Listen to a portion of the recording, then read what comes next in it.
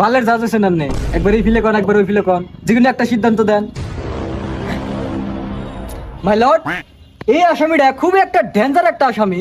এটার অপরাধ হইলো আরো, আরে যাই করো না, ফাঁসি দেন আমাকে, দেখ পারি মনে করতেছে না আমার, ও ফাঁসি দেন সামনে।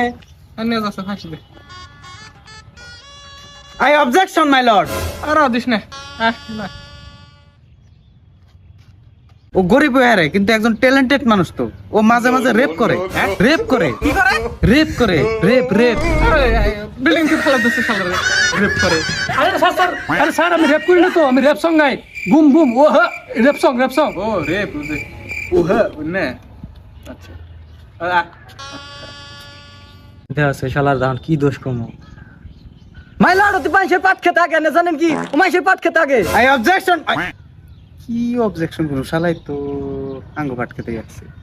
স্যার দুইবার তো বাঁচাইলেন, এইবার কি বকরে বাঁচাবেন?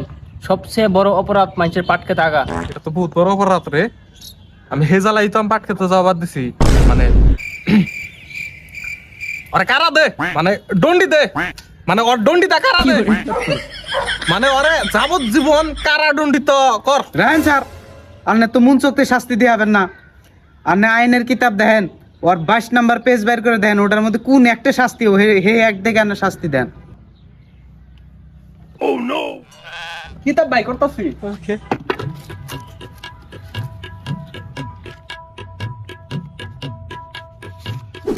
22 নম্বর পেজের আইন মতে আছে যে 500 টাকা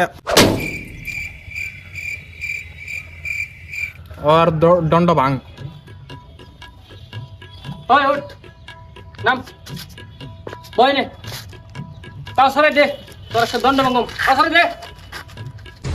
ওরা কি করস? ওর দণ্ড ভাঙতাছি।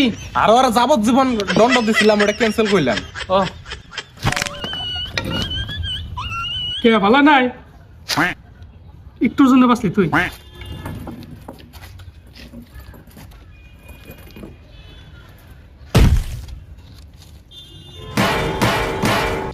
এই কুড়ে শেষ ডিসিশনে বললাম যে কমেন্ট করো।